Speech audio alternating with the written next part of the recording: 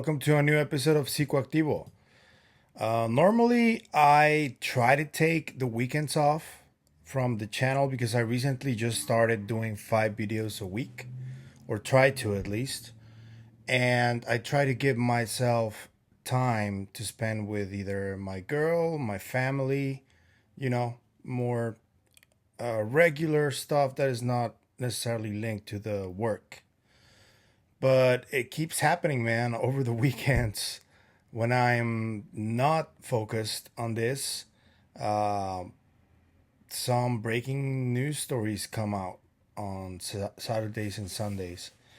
I was hanging out with my girl when the Jason Stan story broke, for example. And everybody started messaging me and tagging me, and it was I'm I was not meant to be there live, I guess. I did get into the um, the Twitter space where Jason Sand spoke for a little bit, but I have this community is so rich in talent, man, that uh, I think we know that we do have each other's back, and we keep promoting each other's work when we see someone that comes out with something, with an interview, with a breaking news story. At least this is what I like to do. I like to uh, make other people aware of the work they're doing. And I love that because that's the good part of UFO Twitter, you know? Because I know it's a very toxic place. I know there's this all this infighting going on that may never stop. I don't know.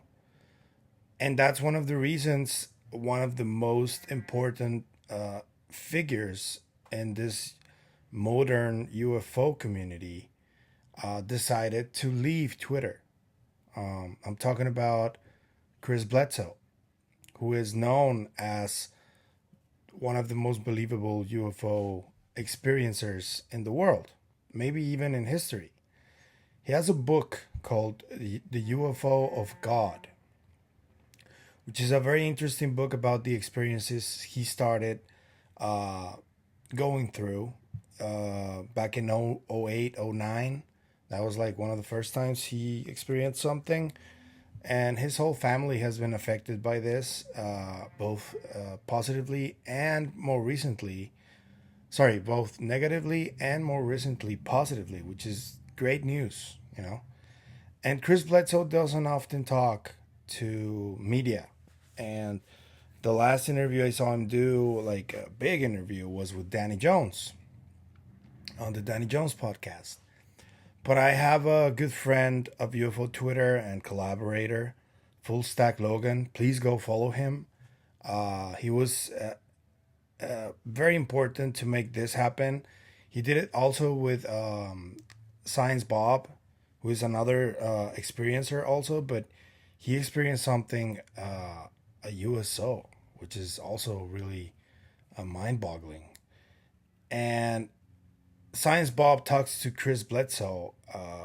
He's on talking terms and they're good friends. So Logan reached out and got to convince Science Bob to make this happen. So they made a Twitter space with Chris Bledsoe on it. And it was amazing, guys. So I want to please remind everyone, go follow Science Bob and go follow Full Stack Logan. Shout out to Red Panda Koala, who was also one of the co hosts. And it was really nice to ask many of our questions when the Twitter space was taking place. So thank you. Uh, Everybody's covering this in the UFO community. I mean, it was 3 hours and 36 minute long space. Bledsoe spoke for about an hour total between all the takes and all the questions and everything. But there was one specific part that is only 3 minutes long, where it gives me hope that my investigation will eventually go somewhere. Because as you guys know, I've been investigating Dr. Jacobo Grinberg's work and how it may relate to the whole UFO topic, and if it was related to it, and how it was related to the remote viewing program and Stargate, and other secret projects that they may have. And recently I reached like a roadblock, like a pit stop uh, in the investigation. I realized that either they really don't know who he is, and I'm talking about bigwigs and other content creators from the UFO community that I've asked about Dr. Greenberg's work, and most of them tell me they don't know him or they don't know about the case. And granted, that is 100% possible. I think that may be it, but I do find it kind of strange that none of them know who he is, and his work, his life's work, is instrumental to understand human consciousness. If you say you're studying human consciousness and you're doing work on it and trying to advance the topic in both academia and this and the scientific community, it's simply impossible that you don't know Dr. Jacobo Grinberg's work. It doesn't make sense to me because I believe that he has one of the strongest, if not the strongest, theory of it, and that failed experiment he never got to complete in 1994 before he disappeared. Just listen to what Chris Bledsoe talks about here, and you can see that he knows that quantum entanglement between human minds is not only real but possible, and it is also somehow linked to many of these experiencers who already use this ability that humans have to communicate with orbs and to commune with them. Because Bledsoe talked about this word, summoning orbs. He says that it has a negative connotation, and I can see that completely. And other person that I've been talking to who does CE5 also, I asked him, use that word, and asked him, and he's like, I wouldn't use that word. It's something different what happens, but it is essentially, it is quantum entanglement at the end of the day. And what if this quantum entanglement was one of the tools that we have in order to communicate with the phenomenon? What Chris Bledsoe just talked about here kind of confirms that, in my opinion.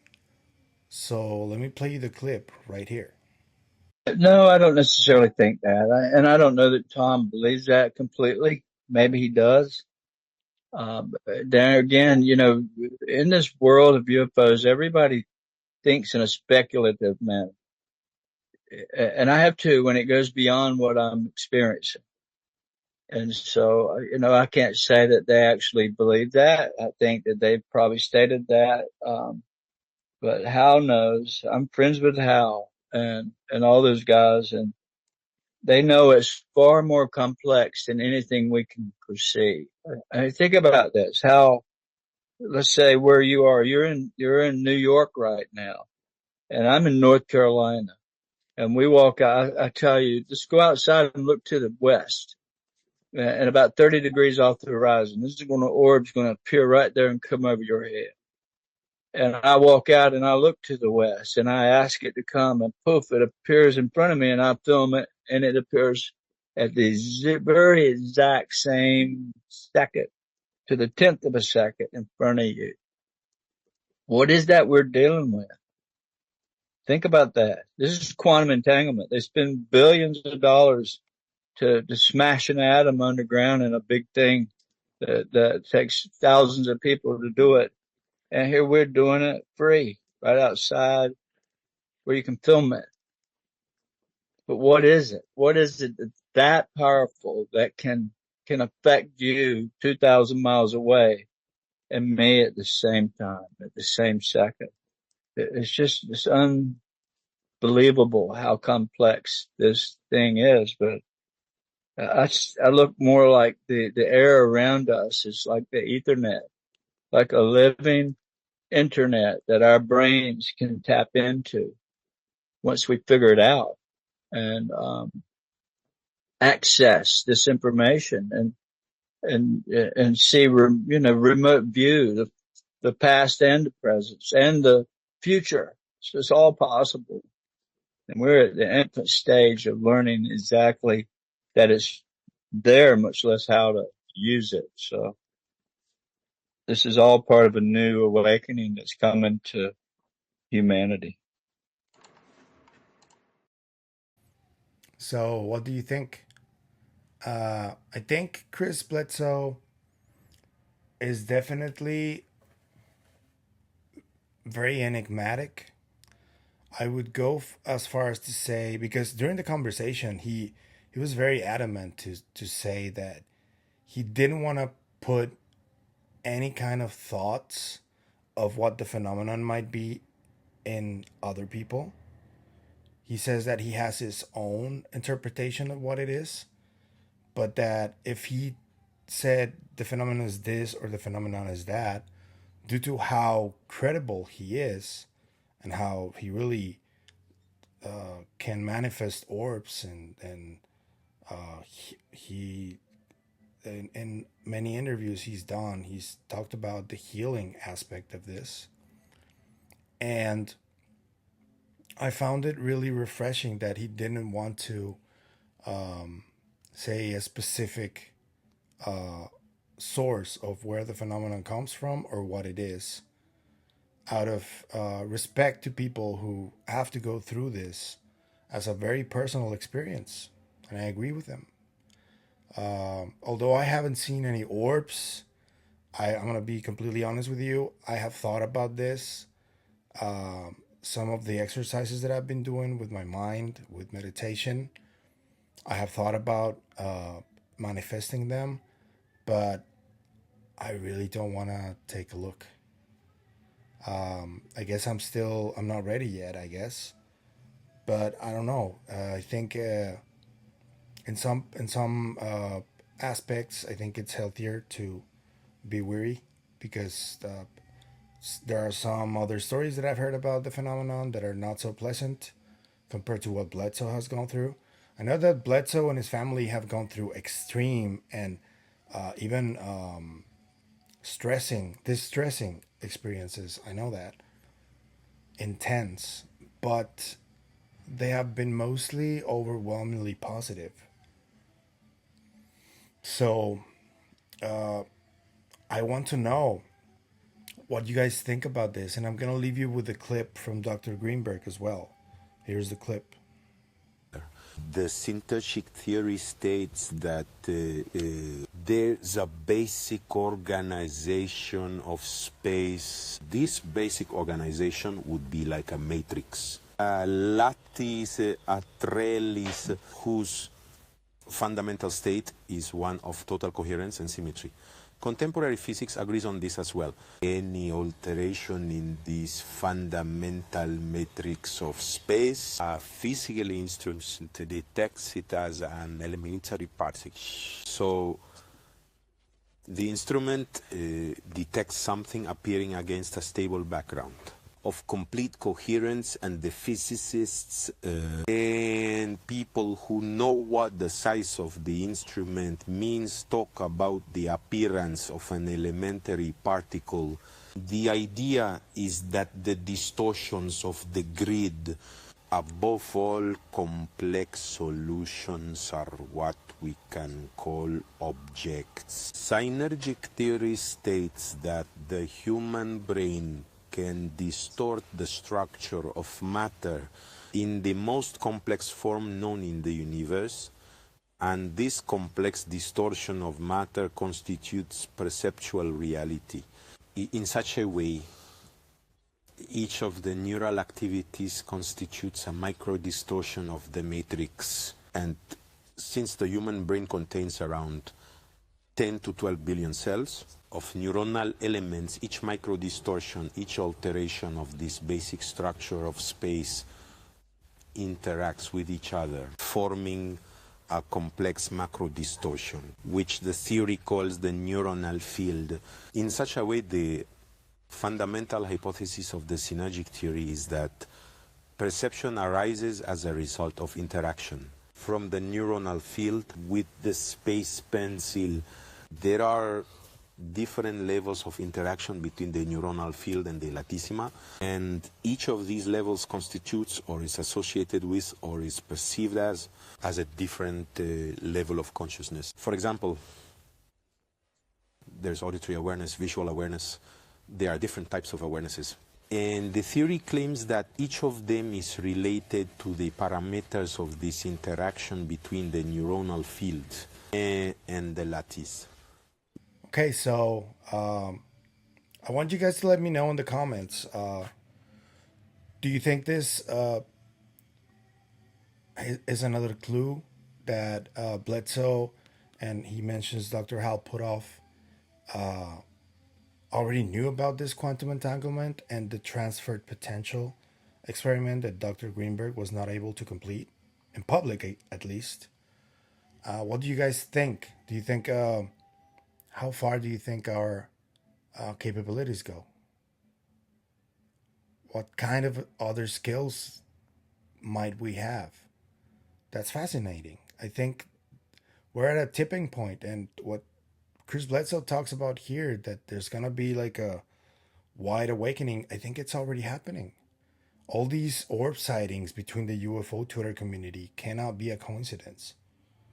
We're talking about this constantly on a live stream of audio. Who knows who's listening to everything? If there is a certain frequency where this phenomenon can listen to what we're talking about, if they can access this stream, they must know that we're talking about them. And by talking about them, we can manifest that stuff. And during that interview that I did with Paul's Portal, there was a moment where that I think a lot of people missed, where there was Chris Bledsoe's name was mentioned as Paul was having an experience and seeing an orb. And when the name was mentioned, Chris Bledsoe, this orb started zigzagging and going brighter, and it kind of went over the rails. And Paul reacted to that too. He was like, "Whoa, what was that?" I think that these orbs or this phenomenon is already connected to him, and they regard him as some sort of conduit to deliver the information and let it spread out. That's what I believe. I have no proof of it, but all the clues and all the stuff that's been happening lately do point to that. So do with that what you will, but please, let's keep this conversation going. It's one of the most interesting conversations I've heard in a few weeks, a few months. I think that it just keeps evolving, the whole situation in real time. So we gotta see where this leads. Why are so many sightings happening right now with multiple people? Will we be able to wake up to this universal language that Chris Bledsoe clearly already speaks, but we all need to wake up to it? And how can we make that happen? Please leave a comment. If you find value in this video, subscribe, like, share it on Reddit, share it on Twitter, share it on other platforms. That really helps us. That's the way that I can keep doing these videos. I'm still growing. I'm trying to reach a point where I can just do this and not have like a day job, because I still have a day job and I'm still very much tied to it. But I would really like to dedicate my life to this. So with your help, I think that's possible. So if you like it, please help me. And let me know what you think about Chris Bledsoe in general, his entire case. What do you think about the lady? Let us know. Okay? So I'll see you guys until tomorrow. Take care.